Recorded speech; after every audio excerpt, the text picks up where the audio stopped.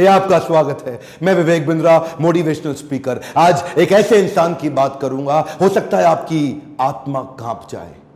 एक बात कहूं, वीडियो पूरा देखिएगा अगर हिम्मत है आप में तो, और कोशिश करिएगा कि अंत में रोए भी ना आप। इनका नाम है छत्रपति संभाजी महाराज। आपने छत्रपति शिवाजी महाराज का वीडियो देखा था। यह उनके ज्येष्ठ पुत्र 1657 में इनका जन्म हुआ। बचपन से आखिरी तक केवल संघर्ष। 2 साल की उम्र में ही इनकी माता का देहांत हो गया। मां जीजाबाई, जो छत्रपति शिवाजी महाराज की मां थी, यानी कि इनकी दादी, उन्होंने इनको पालन पोषण किया। सोचता हूं कहां से शुरू करूं और कहां लेके जाऊं। अद्भुत बालक जिसके बारे में पूरी दुनिया को पता लगना जरूरी है। 13 साल की उम्र तक 13 भाषाएं सीख चुके थे। 13 साल की उम्र तक संस्कृत के विद्वान पंडित सारी रीजनल भाषाएं, भारत की पुर्तगालियों की भाषा, अंग्रेजों की भाषा, मुगलों की भाषा, साउथ इंडियन लैंग्वेज, सारी डेक्कन भाषा, कई शास्त्र लिख डाले। ध्यान दीजिएगा, शास्त्र पढ़ डाले नहीं बोल रहा। 13 साल की उम्र तक 13 भाषा और कई शास्त्र, बुद्ध भूषण और नक्शिका जैसे वो शास्त्र, और कई शास्त्र जहां पे इन्होंने अपने रायगढ़ के किलों की बात करी, गणपति का बहुत सुंदर गुणगान किया। हॉर्स राइडिंग, आर्मरी, तीरंदाजी और बॉडी बिल्डिंग, इन सब में तो इतने पावरफुल थे। एक्चुअली ना, अगर आप ध्यान से देखो तो ये एक रेयर कॉम्बिनेशन है शस्त्र और शास्त्र दोनों के। जो बच्चा या जो व्यक्ति शास्त्र पढ़ने में बड़ा एक्सपर्ट हो जाता है ना, फिर उससे शस्त्र उठता नहीं, और जो शस्त्र उठा लेता है वो शास्त्र पढ़ने में निपुण नहीं होता। अद्भुत बाल साहित्यकार, जो साहित्य पढ़ता भी था और साहित्य लिखता भी था। हुआ क्या, बुद्धि और बल दोनों बढ़ गया। 60 किलो की तलवार लेके 16 साल की उम्र में पहला युद्ध रामनगर का जीता। छोटा बच्चा होता है ना, उसका मन होता है कि पिता के साथ समय बिताए, पर पिता उस समय मुगलों से लोहा लेने में व्यस्त हो चुके थे। लेकिन एक बार छत्रपति शिवाजी महाराज ने, अभी ये 9 साल के थे संभाजी महाराज, इनको क्या बोले, मेरे साथ चलो, आगरा जा रहा हूं मैं, वहां के मुगल शासक औरंगजेब से मिलने। और घोड़े में बिठा के 1250 किलोमीटर, ध्यान दीजिएगा, घोड़े में 1250 किलोमीटर 9 साल का बच्चा पिता के साथ पीछे बैठ करके पहुंच गया आगरा। आगरा में क्या हुआ ये देख के हैरान हो गया। छोटा सा बच्चा, वहां मुगल सल्तनत के राजा उस समय जापना, क्या किया, इनकी पहले तो बेइज्जती करी, उसके बाद इनको कारागृह में बंदी बना लिया। ये बच्चा घबराता नहीं था, ये करेज इतना था कि वहीं बैठ के सोचने लगा, कैसे निकलूं, कैसे पिता को निकालूं, कैसे निकलूं। पहले तो पिता को बाहर निकाला, कुछ दिनों के बाद खुद भी वहां से गायब हो गया, रायगढ़ पहुंच गया। 10 साल की उम्र में इसको महाराज ऑफ आमेर के पास भेज दिया गया कि कैसे पॉलिटिकल अलायंसेस को और समझ सकें। यही 2 इंसिडेंट इसके लिए बहुत हो गए थे कि कैसे ये समझे, और उसके बाद तैयारी करने लगा। हर सफल शासक के पास कोई ना कोई बुद्धिमान सलाहकार जरूर रहता है।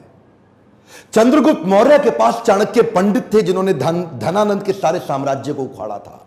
ठीक इसी प्रकार इन्होंने उज्जैन के कवि कलश, उनको अपना सलाहकार, एडवाइजर, फ्रेंड, फिलोसोफर, गाइड बनाया, जो अपनी कविताओं के माध्यम से इनकी विचारधारा को तैयार किया करते थे। इनकी सोचने की क्षमता, इनके बैरियर्स को खत्म करते थे। वो उनके ऐसे महान इंटेलिजेंट एडवाइजर थे जो हमेशा इनके, कवि कलश को हमेशा अपने साथ रखते थे।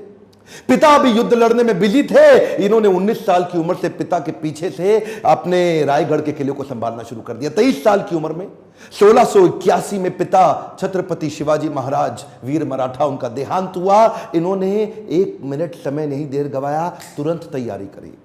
तुरंत क्या तैयारी करी, औरंगाबाद में औरंगजेब का सबसे बड़ा किला, और ये सोचने लगे कि हमारे पास आज धन की तो कमी है, और अगर इसके किले को पहली बार में मैं उखाड़ दूं, इनका धन घटेगा, मेरा बढ़ेगा, डबल बेनिफिट। औरंगाबाद की इस बड़ी लूट और बड़ी हार ने औरंगजेब को एकदम हैरान कर दिया। औरंगजेब ने सोचा भी नहीं था कि 23 साल का ही तो बच्चा है ये ऐसा कैसे कर सकता है। और इसने अपने हुसैन अली खान नाम का अपना सबसे बड़ा जनरल, उसको 20,000 हाथी और सैनिकों के साथ, घोड़ों के साथ, पशुओं के साथ भेजा कि इसको खत्म कर। हुसैन अली खान बोला कि 2 दिन में खत्म कराऊंगा, 2 दिन में खत्म। वहां पे मराठा इतने तेज, और इसका जो करेज था ना, इनकी लीडरशिप बड़ी पावरफुल थी। मराठा इकट्ठे हो गए, और हुसैन अली खान को 1 साल लगा, कुछ नहीं कर पाया, कई बार उसको मारा। इसने इसको वापस बुलाया और 1680, 81, 82 कई दफा अटैक कराया। अच्छा, एक भी लड़ाई नहीं। एक बात बताएं आपको, पूरे इतिहास के अंदर शायद छत्रपति संभाजी महाराज ही अकेला ऐसा योद्धा रहा होगा हमारे देश से जिसने 9 साल के अंदर 120 लड़ाइयां लड़ी लेकिन एक भी नहीं हारा। औरंगजेब सोचा पूरा नॉर्थ तो मैं जीत ही चुका हूं, अब तो केवल डेक्कन बाकी रह गया है। डेक्कन समझते ना, जो उस समय का जो दक्षिण था, अहमदनगर से नीचे लेके जो आज का केरला, कर्नाटका, तमिलनाडु, आंध्रा, हैदराबाद, जितना भी आज पूरा देखते हैं महाराष्ट्र मिला के, वो सोचा कि बस ये डेक्कन जीतना बाकी रह गया है। तो वो महाराष्ट्र की तरफ जब बढ़ने लगा तो वहीं औरंगजेब ने एक ट्रीटी साइन करने की कोशिश करी, एक कॉन्ट्रैक्ट साइन करने की कोशिश किया पुर्तगालियों के साथ गोवा में, ताकि समुद्री रास्ते से उनको एक और सपोर्ट मिले, उनके arms and ammunition middle east से आ सके। औरंगजेब बहुत तेज था, बोला सोचा नॉर्थ से भी सपोर्ट लूंगा, पोर्चुगीज लोगों को साथ रखूंगा, साउथ से और निकालूंगा, तीनों चारों दिशाओं से खदेड़ के खत्म कर दूंगा, ये तो छोटा सा बच्चा है। इन्होंने जैसे ही पता चला संभाजी महाराज को, सबसे पहले ये गोवा में घुस गए। गोवा में जाकर के इन्होंने पोर्चुगीज को तो उखाड़ उखाड़ के बहुत फेंक फेंक के मारा और ये वापस आए। उसके बाद फिर लड़ने की तैयारी करी। मेरे हिसाब से छत्रपति संभाजी महाराज की सबसे बड़ी अचीवमेंट्स में एक अचीवमेंट तो यह रही कि उन्होंने 9 साल तक औरंगजेब को मराठाओं के बीच में घुमाता रहा। औरंगजेब एक्चुअली नॉर्थ छोड़ के यहां आ गया और मराठाओं के बीच में इतना घुमाया, 8 लाख की सेना, इनकी 20,000 की सेना। इन्होंने मराठाओं को इधर से मार उधर से मार, इतनी लड़ाइयां लड़ी, एक बार भी औरंगजेब जीत नहीं पाया। अच्छा हुआ ये क्योंकि इनको यहां बिजी रखा ना, जरा ध्यान दीजिएगा, तो उधर नॉर्थ में डेक्कन में बिजी रख करके उधर नॉर्थ में पंजाब के अंदर, बुंदेलखंड के अंदर, राजस्थान के अंदर स्वदेशी सल्तनतें वापस तैयार होने लगी। उधर 9 साल का गैप मिल गया ना, तो 9 साल के अंदर स्वदेशी ताकतें फिर खड़े होने लगी। हमारे देश के हिंदू राजा वापस आए मुगलों से लड़ने के लिए। ये इसको गोल गोल घुमाते रहे, इतना गोल गोल घुमाया कि पूरे भारत को जीतने का गोल हाथ से छूट गया। गोल गोल घूमा, गोल नहीं पूरा हुआ। औरंगजेब वो कहां रुकने वाला था, उसने नई तरकीबें लगानी शुरू कर दी। नीचे से सिद्दीस को साथ में लिया, मैसूर के राजा को अपने साथ में लाया, पुर्तगालियों को फिर ताकतवर बनाया, चारों तरफ से घेरने की कोशिश करी मराठाओं को। लेकिन ये उम्र से तो छोटे थे, लेकिन उम्र इनके लिए कोई बड़ी बात थी नहीं। ऐसे courageous, confident, powerful in decision making, leadership बड़ी अद्भुत, उम्र से काफी आगे चल रहे थे, इनोवेशंस बिल्ड करने शुरू कर दिए। क्योंकि धन पैसा कम था तो उन्होंने क्या किया, अपने इलाके के सारे मोचियों को और दर्जियों को इकट्ठा किया। उनको बोला आओ पेड़ से ना रबड़ का कपड़ा बनाओ निकाल करके, और लकड़ी की छालों को निकाल के तीर बनाओ, रबड़ के कपड़े को उसके आगे लपेट दो, एक तरफ तेल लगाओ दूसरी तरफ बारूद लगाओ। रबड़ का कपड़ा जल्दी जलता नहीं है, और तेल जला करके तीर को छोड़ दो, जैसे ही जाके निशाने पर टकराएगा उसका जो गन पाउडर है, बारूद, वो विस्फोट करेगा, भयंकर तबाही मचाएगा। नए नए इनोवेशंस लेके आए। मैं बोल रहा हूं ना, बुद्धि से बहुत तेज थे। औरंगजेब को भी तो मानना पड़ेगा ना। हाँ, हारते थे, मार खाते थे, फिर खड़े हो जाते थे लड़ने को, हारते थे, मार खाते थे, फिर खड़े हो जाते थे, और अकेले नहीं लड़ते थे, लोगों को साथ में लेके मराठाओं को घेरने में। ये चिक्कादेव राय नाम का एक राजा था जो इनके साथ पूरी तरह मिल चुका था। इसने क्या किया, छत्रपति संभाजी महाराज ये सबको बोल दिए, एक ने भी अगर औरंगजेब के धर्म परिवर्तन के मिशन में मदद करी, उखाड़ के सारी नस्लें खत्म कर दूंगा, बर्बाद कर दूंगा। मराठा हूं मैं, अपने देश के लिए काम करता हूं। और वो चिक्कादेव राय के बाद पुर्तगालियों को और सिद्धियों सबको खत्म करते चले गए। सबसे एक बात ना औरंगजेब के समझ में आ गई कि ये जो लड़का है ना, इसको मार नहीं सकते, इसको हरा नहीं सकते। संभाजी राजे भोसले 9 साल तक इनको पीटते रहे, मारते रहे। समझ में आ गया औरंगजेब इसको नहीं हरा सकते, सामने से तो नहीं लड़ सकते, कुछ और क्यों ना करे। और वहीं इनके जो साले साहब थे ना, जो इनकी पत्नी के भाई, संभाजी राजे भोसले की पत्नी के भाई, वो उनको इन्होंने वेतनदारी देने से मना किया, इसकी खबर लग गई। तो वही 1689 का समय गनोजी शिर्के ने इनको ये एक ना किसी गुप्त मीटिंग के लिए अपने पार्टनर जो उनके कवि कलश, उनके साथ कहीं गए थे संगमेश्वर में। और वहीं गनोजी शिर्के ने इनके एक जनरल को, आर्मी के, औरंगजेब के, उसको बता दिया कि ये गुप्त रास्ते से जाओ, इनको आप खत्म कर दोगे। और वो लेकर के मामूली से 2000 लोगों को लेके पहुंच गया इनको पकड़ने के लिए। 8 लाख लोग तो हरा नहीं पाए, इनको पता था नहीं हरा सकते, 2000 से हारना पड़ा। क्यों? क्योंकि धोखा दिया गया। गनोजी शिर्के बेईमान हो गए, अपना परिवार का इंसान बेईमान हो गया। हाँ, हमें तो गनोजी शिर्के ने लूटा, औरंगजेब में कहां दम था, अपनी कश्ती वहां डूबी जिधर पानी कम था। गनोजी शिर्के ने वो गुप्त रास्ता औरंगजेब के जनरल को बता दिया। ये लेकर के सिपाही सेना वहां जाके पहुंच गए, निहत्ते जाकर के उनको पकड़ लिया, कब्जा लिया, साथ में कवि कलश और इधर छत्रपति संभाजी महाराज। दोनों करते क्या ना करते, 8 लाख लोग मिलकर के नहीं इनसे लड़ सके।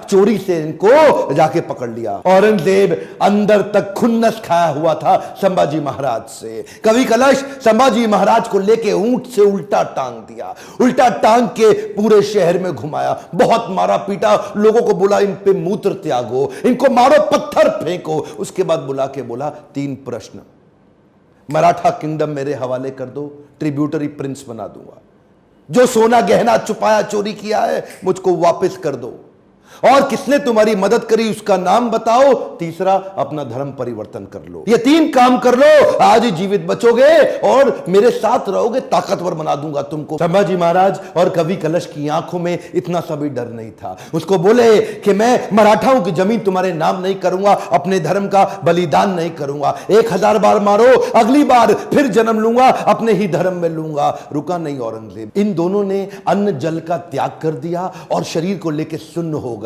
वो उनके नाखून उखाड़ते चले गए, आंखों में मिर्चियां डालते चले गए। उसके बाद जलती सलाखें लेके आंखों में डालते वक्त फिर पूछा, उसको भी डाल दिया। ये बोले नहीं कुछ भी, ये शांत खड़े रहे। पीड़ा बहुत हुई लेकिन ये नहीं बोले हमको छोड़ दो, माफ कर दो। उंगलियां काटनी शुरू करी, पांव की काटी, पांव काटे, हाथ काट दिए, बालों को उखाड़ दिया, वो हाल किया। उसके बाद धीरे धीरे खाल उतारने लगे। हर बार पूछते थे 3 प्रश्न, अपना धन दे दो, जमीन दे दो और धर्म परिवर्तन कर लो। ये सुन्न खड़े रहे वहां पे। ये दर्दनाक सिलसिला 40 दिन तक चलता रहा। औरंगजेब रोज शाम को आके उनसे पूछता था, बता दो बता दो, और आखिरी में बोला कि मैं तुम्हारे आगे हार मान गया, मेरी 4 संतानें, अगर मेरा एक भी बेटा तेरे जैसा होता ना संभाजी महाराज, पूरे देश को मुगल सल्तनत बना देता, इस देश को, भारतवर्ष को मुगल सल्तनत बना देता। तेरे आगे मैं हार मान गया। काट डालो उसका शरीर, काट डालो उसका शरीर। टुकड़े टुकड़े कर दिए उनके, वाघ नख लेके छोटे छोटे टुकड़े करके उनको बोला नदी के पास फेंक दो। समस्त मुगल राजाओं में औरंगजेब एक अमानवीय, इनह्यूमन राजा था।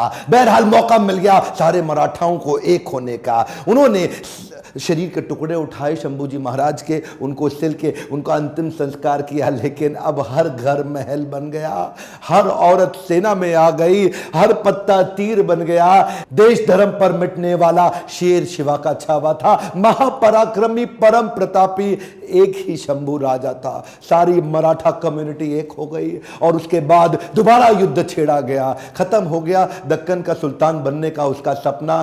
कुछ ही साल के अंदर वहीं दक्कन की भूमि में मारा गया, वहीं खत्म हो गया। औरंगजेब देश को नहीं जीत पाया। गर्व है मुझे कि मैंने जन्म लिया ऐसे देश में जहां वीर मराठा संभाजी महाराज का जन्म हुआ, पर दुख है मुझे कि देश आज ऐसे वीरों को भूलता चला जा रहा है। आज मेरी, आपकी, हर मराठा की और पूरे देश की जिम्मेदारी है कि इनकी कहानी पूरे देश को पता लगनी चाहिए। इस वीडियो को आग की तरह पूरे देश में फैला दो, बंद मत कर देना। इस वीडियो को शेयर किए बिना लाइक करिए। अगर आपको थोड़ा भी अच्छा लगा कमेंट में मेरे को फीडबैक दीजिए, और किसका वीडियो आप देखना चाहते हैं। मेरे साथ जुड़े रहने के लिए चैनल को सब्सक्राइब करके हर बार इस तरह के वीडियो देखने के लिए दिल से आप सबका धन्यवाद।